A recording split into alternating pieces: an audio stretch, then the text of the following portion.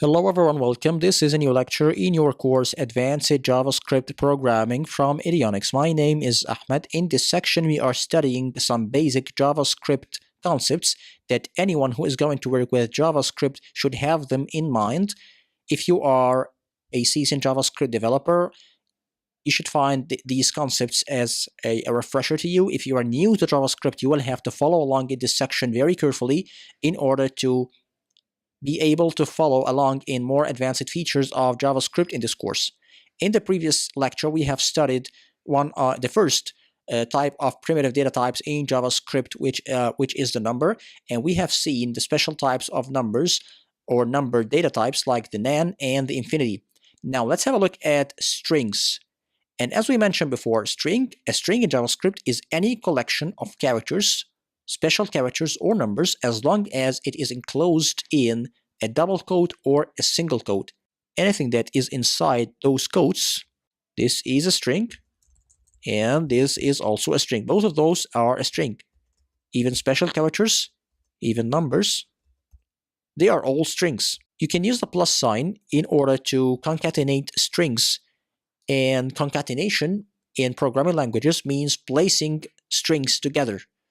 So for example, if I wanted to formulate a message to my users, greeting them, I can say message equals good, and then close, then space, and then plus sign again, and then space, and sorry, I have this space, good morning.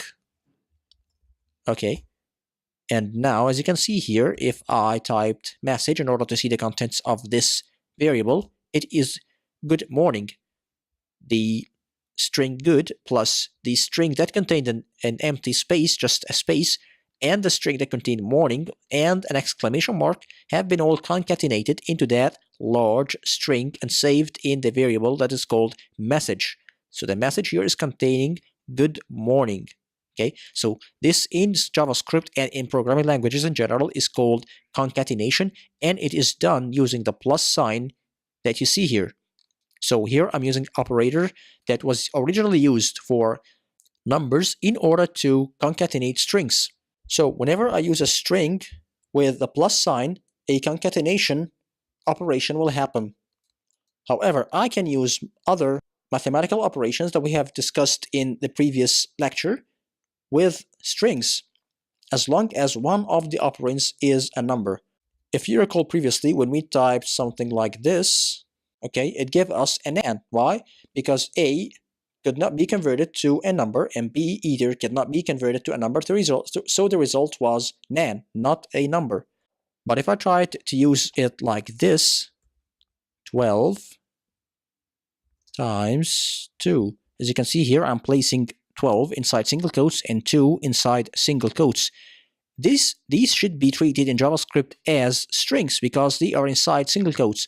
But because I'm using the multiplication sign here, JavaScript is regarding this whole operation as a mathematical operation. It will try its best to convert these operands into numbers and do the operation for me. So if I press enter, it will give me 24, which is 2 times 12. What if I did something like this? It will give me an nan. Why? Because it tried to convert 12 into a number, and it succeeded in that. 12 in single quotes can be transformed to a number by just removing the single quotes, and it's going to be 12. But A, even if I removed the single quotes, does not equate to any number of any type. It's just A. It's just a letter. So a letter cannot be multiplied by a string whatsoever. So the result of the operation was nan. But if you're using the plus sign, things are gonna get different. 12 plus A are gonna be just concatenated to be 12A. Even 12 plus 2, don't expect that this operation is going to yield 14. It's going to yield 122. Why? Because when using strings with the plus sign, no conversion happens because JavaScript is regarding this operation as a pure string operation and not a mathematical operation. Even if you did it like this, even if one of the operands is an integer and the other is a string, you will have the same output as long as the plus sign is used by at least one string in the operation, a concatenation operation will happen and not a mathematical operation.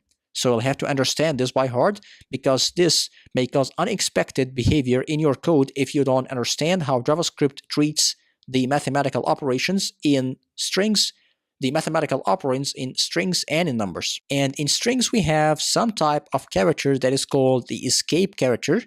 And this escape character is also used to generate or to define special strings or special characters in JavaScript. Now, consider that you want to have a message to the users that contains the specific name of a user. So let's say you want to say good morning and you want to say Joe, like this. You want to greet a user by his name and you want this name to be enclosed in quotes just for the sake of formatting. You want it just to be like this. If you type this, it will not work. Why? Because you are using here good morning and you have closed the quote. This is a string followed by nothing. Joe here is not a string. Joe is not a variable, so it cannot be interpreted by JavaScript. And moreover, it was followed by an empty string, just a double quote followed by a double quote. This doesn't make any sense. So what if I want this to happen? I have two options. Either to enclose the whole string in single quotes and let the inner string be in double quotes like this. So if I typed good morning, Joe, like this, it's gonna be printed the way I wanted it to be. Good morning, Joe, and Joe is in double quotes. Or I can escape the double quotes inside. If I insist on using the double quotes at the start of the string, and I didn't want to change the quotes inside, let's say, to single strings, because if I did, it will have the same effect. Good morning, Joe. But here, Joe will be in single quotes instead of double. So I can either switch the double quotes on the outside to be single quotes and the inner quotes from double quotes to single quotes, just switch them, or I can use the escape characters like this. The escape character in JavaScript is the backslash, like this, okay? And here I am. I have the same effect that I achieved when I used the single quotes on the outside. But as a personal recommendation, if you can use the single quotes, use them. Because as you can see, this may cause your code to be less readable and more prone to errors.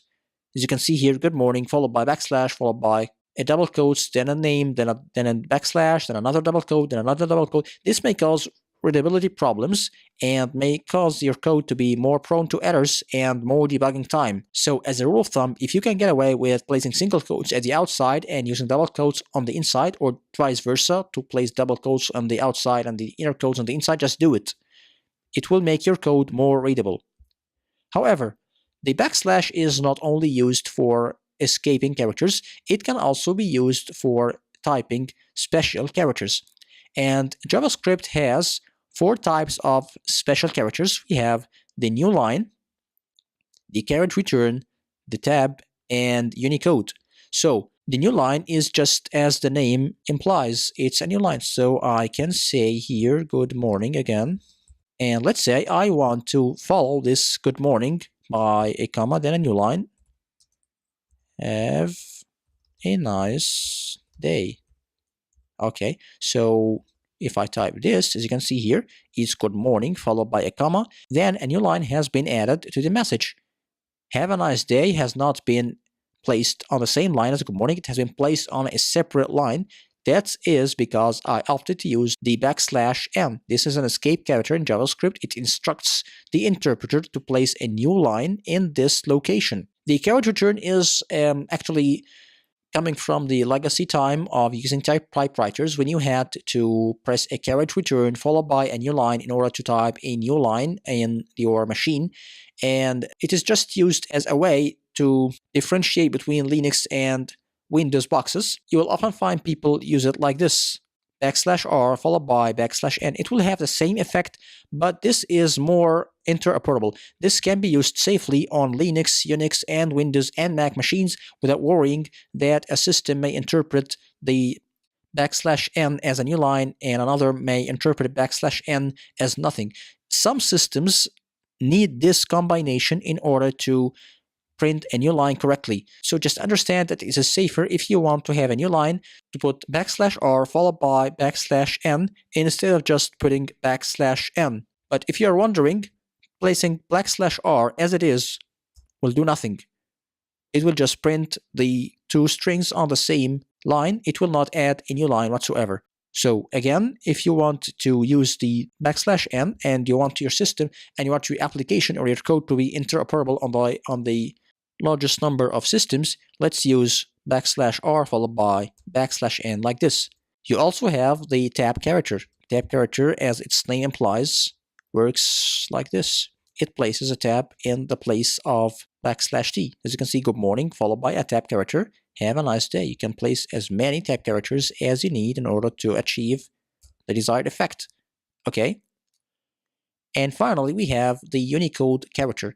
The Unicode character is, if you don't know about the Unicode character table, it is just a way to make computers understand characters, because as you know, computers do not understand anything other than zeros and ones. So if you want them to understand letters, and moreover to understand letters in different languages like English, Japanese, Chinese, Arabic, Hebrew, Italian, Spanish, and so on, you will have to use a very large table that will have each number corresponding to a letter, and the computer will use this number to identify this or that letter.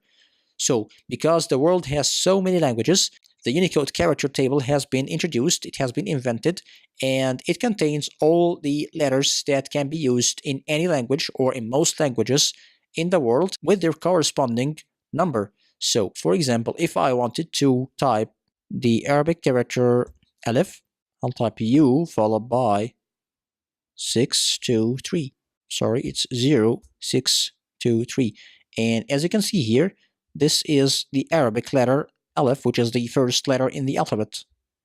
624 is another character in Arabic. Okay, and you can see here, as I am changing the numbers, I am having different characters in a totally different language, which is Arabic, and JavaScript is correctly interpreting it by replacing the number that follows the U or the \U with the correct Unicode character. Okay, so this is an excellent way where you can type, for example, characters from a different language or some small strings from another language in their Unicode format and have JavaScript interpret that Unicode format and correctly display the corresponding characters. Now, in the next lecture, we are going to start discussing Booleans, so see you next.